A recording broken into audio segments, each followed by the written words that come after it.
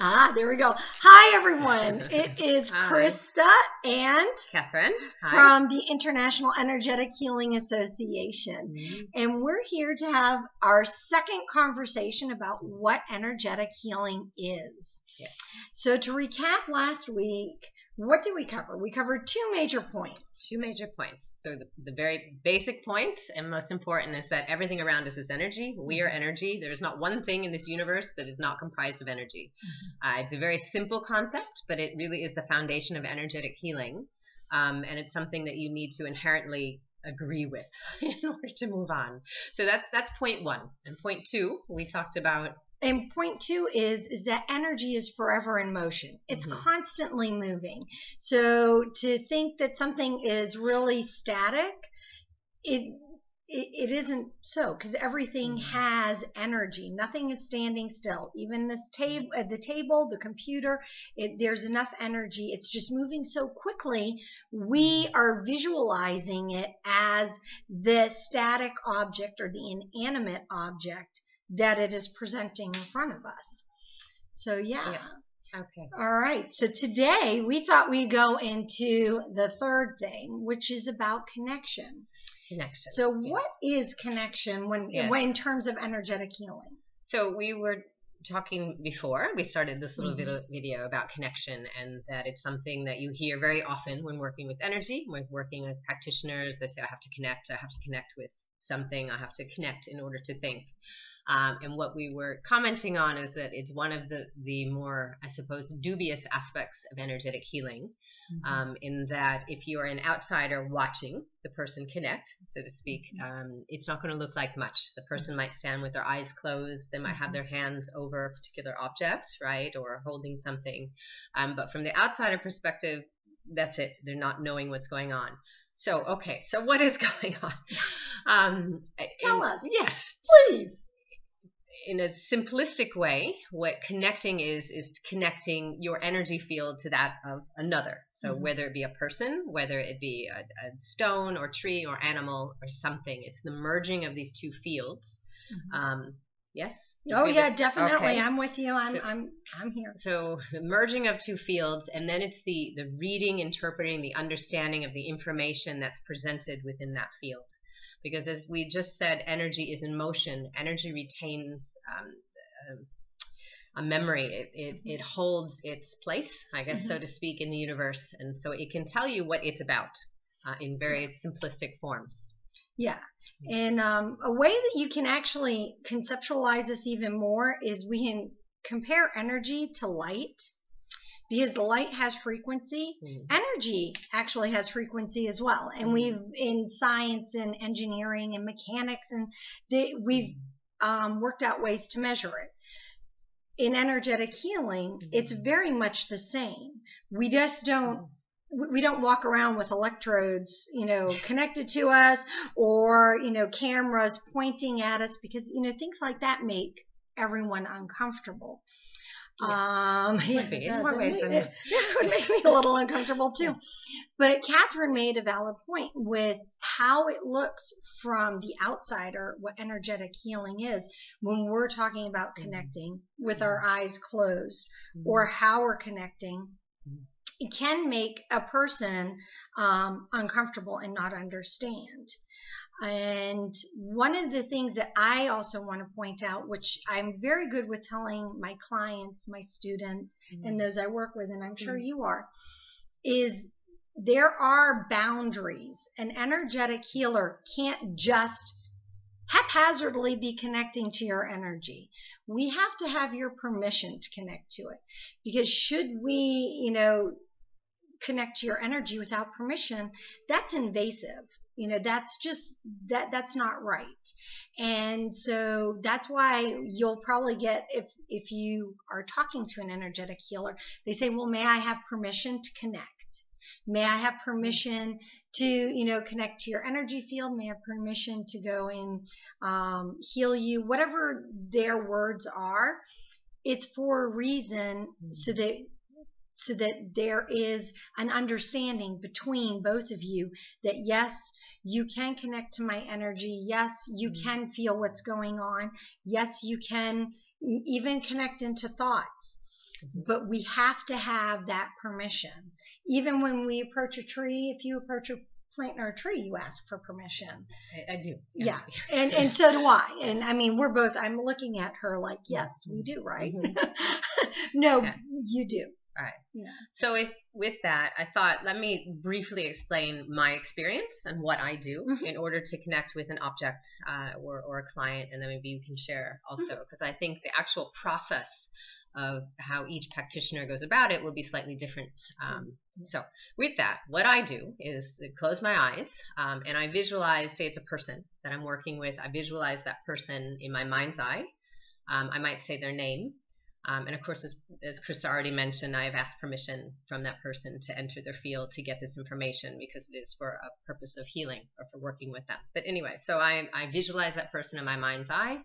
I might say their name, and I visualize them in as much detail as I can. And then I visualize them getting closer, as if I'm moving towards them to the point where we're side by side. And then I don't stop there. Then I actually visualize our two fields merging, and I just visualize the shape of a person at that point, and then our fields merging, and then I stop. And then I wait, because I know at this point that the energy is connected. So what I'm waiting for is to make sense of it and to see what images, what information is going to come. At this point also, the way someone receives information will be very different, and the level of information that they receive. There's level 1, I call it, where someone might just feel something. They're not getting impressions other than just a sensation. I need to be here. This is a right place to hold my hands and to provide energy. For me, it's much greater. I'm getting a wealth of information. I might receive an image and kind of a download of information. I'm clairsentient, which means that I receive information in chunks of knowings, which is just knowledge straight away. I might see a scene come about the person, so they're showing me something about their life that is relevant to that moment in healing. There's sounds, there's voices, there's lots of information that's coming through for me personally that I'm getting. And I know again that that's my brain making sense of the energy around that person. So I'm going to stop there because there's more that can happen at that point, but I think that's enough to share my experience of how I approach it. And that approach is the same for me with an animal. I would picture the animal. It would be the same for a plant, for a flower. If I wish to understand what the medicine of that flower is and what they're trying to tell me, if it's something beneficial for me or for Krista, I can ask it and merge in that same way. So it works for anything. This is not a... And even a house. Yes, a house, of course, for energy clearings. Yes. Yeah, she did that for my house, actually. That's the reason why I say that, which is 10,000 miles away. Yes. That's a whole other video. Which is why you don't need to be next to the person, and that's jumping to a new chapter. Yeah, a new chapter. And we'll cover all of this. We're just doing little bite sizes. Now, Catherine and I share similar gifts, as do all of us, in terms of being clairsentient. That's how I connect. But when I'm connecting to a person, an animal, an object, whatever it may be, a plant, a tree, I approach it in more using a tactile sense. I use my, and I just can't think of what my sense is of touch, and sensor. Yeah, it is. So I can scan, and I'll scan using my hands. I don't even have to physically touch a person, although touching them gives me a whole different level of knowing. But I can scan a person. But that is, of course, after I've already asked for permission. And even though I get a verbal okay, I go up into where my guides and my angels are, and I ask them to ask that person's guides and angels to make sure that I am getting an A-OK, a green light, if you will, because I have them show me a red light, a yellow light, or a green light.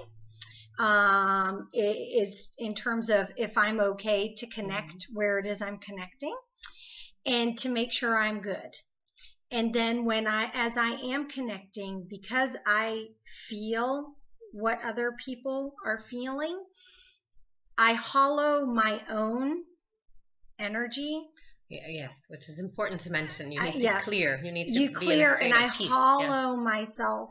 I hollow myself to the bone to open myself for their energy. And as I am working, or as I am approaching into their energy, I get a sense of where it is, what it is I might need to do. I get a download of information. For some people, I get messages, not for everyone. Sometimes I'm even given messages that I'm not allowed to give. That's the part that really gets confusing and is another video. Yes. A note. Let's make a note. Yes. So we've already came up with a couple other videos. Yes. In terms of explaining the process of what is happening and how it is we go about things.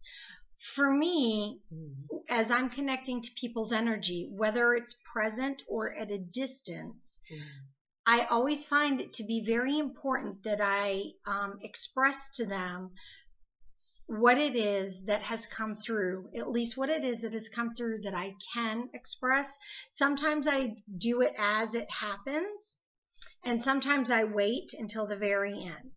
So it all depends. For me, it's not a secret.